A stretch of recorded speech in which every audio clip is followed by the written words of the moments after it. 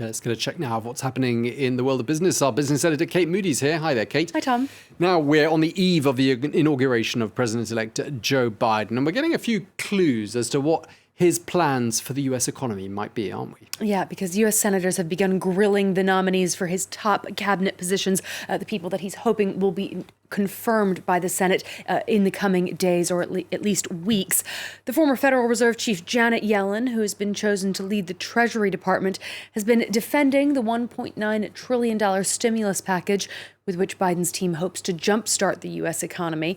That plan will include stimulus checks for American families, more generous unemployment benefits, as well as financial aid for local governments, schools, and vaccine distribution.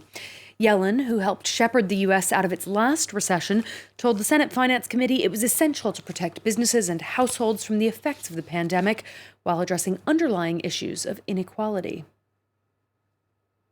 Neither the president-elect nor I proposed this relief package without an appreciation for the country's debt burden.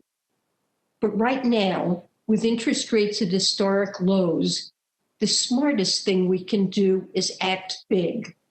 In the long run, I believe the benefits will far outweigh the costs, especially if we care about helping people who have been struggling for a very long time. Well, while the Biden administration will break or immediately reverse many of its predecessors' policies, it isn't planning a U-turn on the U.S. trade war with China. In that socially distanced testimony, Yellen said she would try to repair ties with traditional U.S. allies, but that she'd be holding a hard line against what she called China's abusive, unfair, and illegal practices. The tariffs that have been placed on many Chinese imports are expected to remain in place for the time being. Yellen also addressed the issue of taxing digital giants, suggesting she would support negotiations on an international framework, unlike her predecessor Steve Mnuchin, who withdrew from OECD talks last summer. Well, U.S. investors are betting that stimulus package will pass through Congress fairly quickly, so Yellen's remarks have given a boost to Wall Street as it rebounds from a pretty tough week and a long weekend. Stocks in the U.S. are trending higher with less than an hour to go. The Nasdaq outperforming there, up about 1.5% this hour. Goldman Sachs shares have dropped despite beating expectations with its fourth quarter results. The major European indices closed lower, losing between 1/10 and 1/3 of a percentage point across the board there. This despite a new survey showing consumer sentiment in Germany, the EU's biggest economy, had rebounded in January. The COVID-19 pandemic, as well as killing millions of people, has also worsened health, economic, and digital inequalities. That's the message from the World Economic Forum, the organization that's behind the annual Davos gathering. Its annual Global Risks Report highlights what it calls clear and present dangers from diseases and loss of livelihoods. Sadia Zahidi, managing director of the World Economic Forum, spoke to France 24 about the wide-ranging effects the pandemic is having on people around the world. Over the last years, we've been pointing out the potential risk of a pandemic, and while it may be low likelihood, it would have a very high impact. And that's the lens through which we're now looking at all of these other risks, given that we've just seen one of these major risks become reality. And in the short term, it's very much about not just the shockwaves created by the pandemic itself and the health crisis, but also the losses of jobs, rising disillusionment among youth, and digital inequality and its consequences at a time where our economies are being run on digital.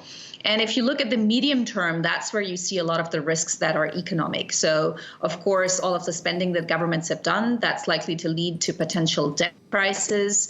There's the risk of runaway inflation. There's the risk of commodity shocks and asset price bubbles. And then finally, in 5 to 10 years out, it's really about those big existential risks that have remained the same for the last few years. And that is climate change, potential of weapons of mass destruction, and the potential of a sort of disintegrating multilateral system. Unions have organized protests and a one-day strike at the French pharmaceutical giant Sanofi, a day after it confirmed it would cut 400 jobs from its research and development department. The company is planning some 1,500 additional job cuts across Europe. It has insisted that the cost-cutting decision won't impact its ability to develop new drugs. Sanofi has been working with the UK's GlaxoSmithKline to find a vaccine against COVID-19, but they've fallen behind other competitors and don't expect their treatment to be ready until the end of this year. Union members protesting outside a lab in central France said the job cuts were indicative of the firm's priorities.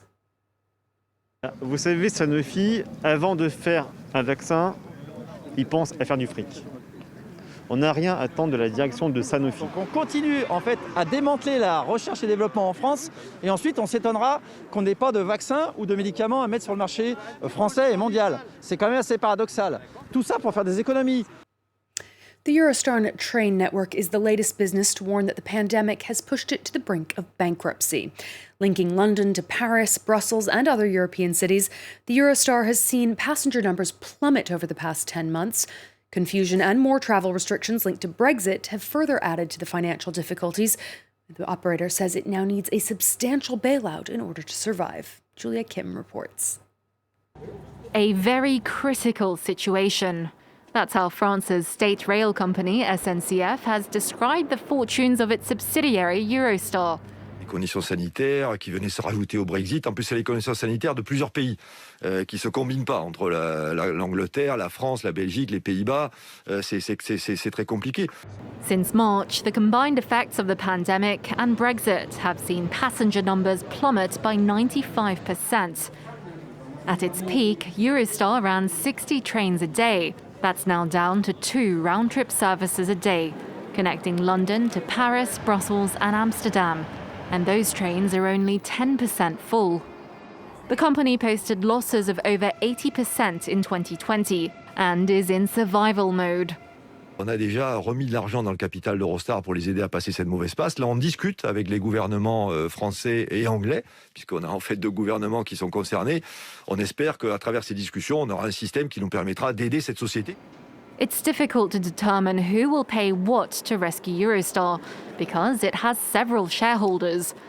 France, through its state rail company SNCF, holds a majority 55% stake.